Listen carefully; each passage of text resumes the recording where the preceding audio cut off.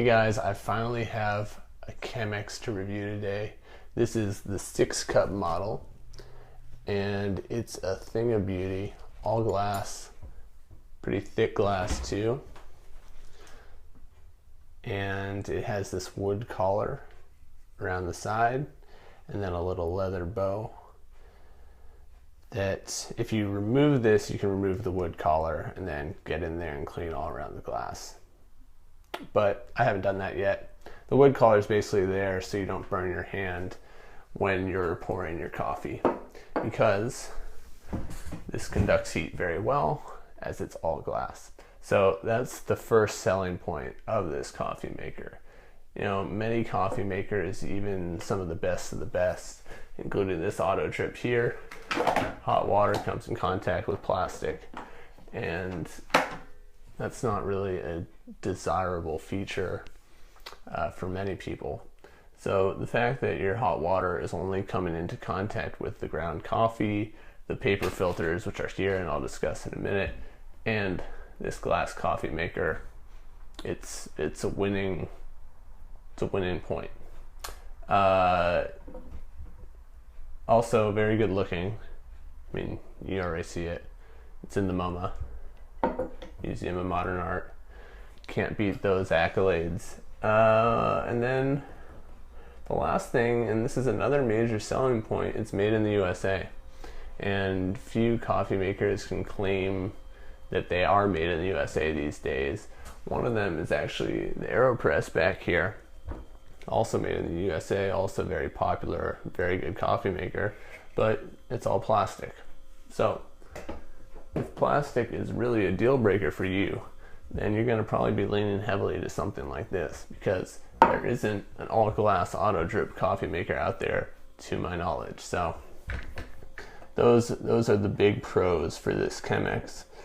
Another pro I'd say is that it does come in multiple sizes, so you can get this down to, I think, a 3-cup version all the way up to a 10-cup version. Even so, you could still brew 1 cup of coffee in this 6-cup. You just have to measure out your coffee and water accordingly. And then the filters, this is kind of a neutral point here. If you like clean coffee that doesn't have a lot of sediment or oil, then the Chemex is probably for you. So this is 1, 2, 3. So there's 4 layers of paper here. You actually open it up so that, for whatever reason, I don't know why, it's not just a, oh, that's why, because it doesn't make a cone. So basically you have three layers on one side and then 1 layer on the outside. So it's going to make a cone like this, and then that goes into the Chemex like so. And now the 3 layers of paper are near the spout, and then the 1 layer is on the outside. So I got a little bit sidetracked there, but the point is that this makes a really clean cup of coffee. It filters out all sediment and some of those thicker oils that you would be getting in a cup of French press coffee. So if you're a big fan of French press coffee, Chemex probably is going to be not for you, but not necessarily true until you try it. So give it a try. It'll make a really clean cup of joe. Now, the cons, the downsides. Even though it does conduct heat very well, and as soon as you brew your coffee, it's going to be nice and hot and hold for about a minute or two. A minute or two isn't really sufficient for many people who keep coming back for more and more coffee. So it's not ideal for keeping your coffee hot for long periods of time. This is meant to be drunk instantly. You could pour the coffee into like a thermal carafe like this one. There's no issue with that. It's just one other piece of equipment that you'll need, and most people don't want to have a separate place to put their coffee just to keep it warm. You can, however, put the Chemex on top of a gas stove on low heat, mind you. I have tried this briefly. I'm a little bit, I don't know, wigged out to leave something so pretty on top of an open flame. Having said that, this cannot be used without an extra attachment. It's like a wire stand for an electric stove. So don't put this directly on top of an electric stove if you want to keep your coffee hot. It says all this in the instructions. And that leads into the next point. The reason you don't want to do that is because it's very fragile and it will crack the glass. Now, even though it's a thick glass, as I showed you before, and you can just see the base, very thick, unlike the cold brewer I own. You do want to be careful with it. Many people have shattered theirs just by dropping it or banging it against something in the sink when they were washing it. So that's a major con. It's not too expensive though, given how pretty the thing is. I got mine for I think 38 bucks, and again, this is the 6-cup version. That's all I can think of right now. So why don't we get into a brew? So the first thing you're going to want to do in brewing any coffee is measure out your coffee. And I have 33 grams of coffee roughly in my Hario hand mill grinder. So I'm going to grind out this coffee and then I'll talk about water after. But basically, if we have 33 grams of coffee, I like to just multiply that by 18 to determine how many grams of water I'm going to use.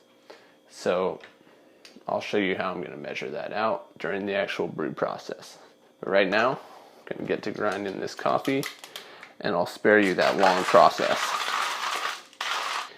As the coffee is grinding or being ground, it's a good idea to pre-wet your filters. Especially with the Chemex, I've found that these paper filters, at least these, let's see.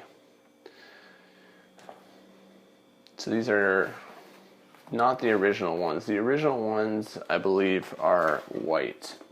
So these brown ones, these all natural ones, if you will, are a little bit more papery. So it's important to pre-wet the filters with some hot water. So I'm just gonna, and you actually accomplish two things by doing this. Not only do you get that papery taste out of your coffee, or at least for the most part, but you also preheat your carafe. So especially if you're using a hand grinder like me and it takes forever, I really do need to get an electric grinder.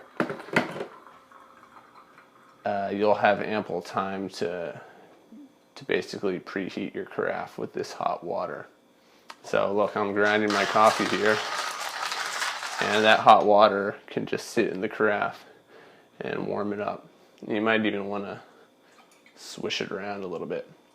And then you just go over to your sink and dump it out like this. The filter will actually stay in place because it's now attached to the carafe given the liquid. Okay, so the coffee is ground. There it is in my filter. Just so you have an idea of the fineness I'm using. I'll get my grubby hands all over this coffee. But don't worry, the Chemex keeps it clean. So they call for like a medium coarse grind. This is very medium, I'd say. I can see coarseness. I can see fineness. It's right in the middle. So this is a good starting point. I've actually found that using more finely ground coffee results in a cup of coffee that doesn't taste as good. And actually my girlfriend said it was undrinkable. And that's probably because, I don't know if I can show this to you, but I'll just take the filter out actually. So you can see it's a very small space that the coffee is ultimately going to be coming out of. It comes down all the way through the coffee and out of that tip. So unlike brewing with, say, a Hario V60, which I'll show you 1 second as I grab it.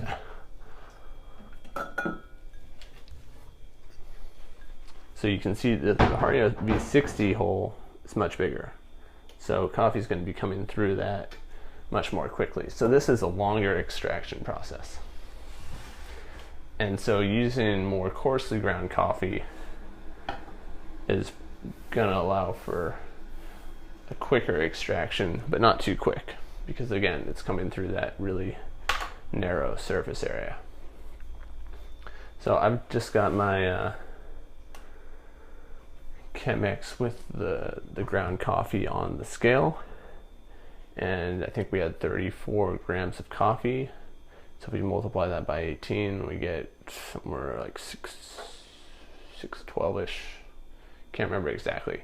But what I'm going to do first is bloom the coffee. So I'm going to put about 68 grams, so two times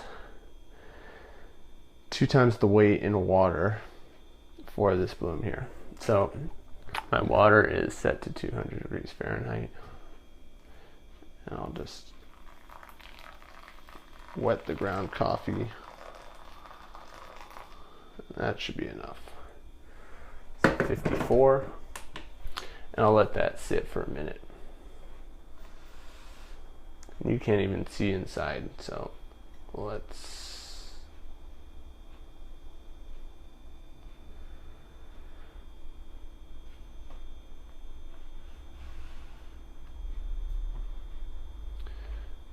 So I'm not sure how well you can see given how terrible the lighting is in my kitchen, also known as the dungeon, but CO2 is escaping, and I've done an experiment to compare a bloomed cup of coffee versus a non-bloomed cup of coffee, and it actually made a difference. The bloomed cup was better.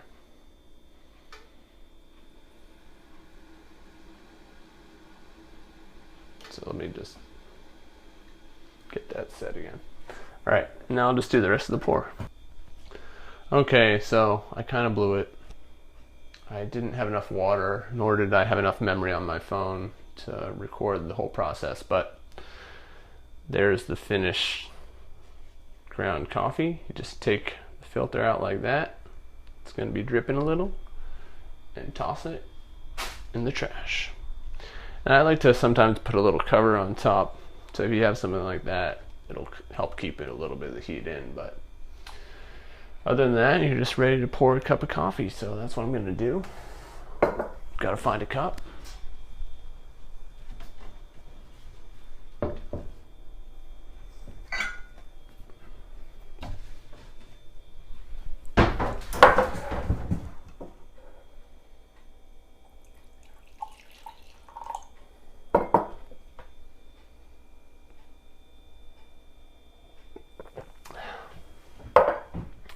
And it's delicious. It's not my favorite coffee in the world. Like, I'd say the AeroPress probably makes the best coffee I've tasted, but this is actually the best result now that I'm getting that aftertaste.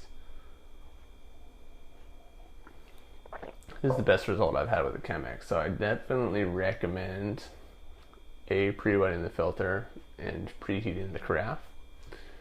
B, using a coarser grind, at least for starters. Don't just go on the fine end because that's what you're used to with other pour over methods or other coffee brewing methods. And aside from that, just as long as you make sure that you're blooming, so that's number 3, and measuring your ratios correctly, unlike I did, and I have a hard time putting up 4 fingers, there's 4 fingers, you'll be good. I even messed up my ratios. I fell under with water and it still turned out great. So that is the Chemex 6-cup coffee maker. Long overdue. Thanks for listening to this review.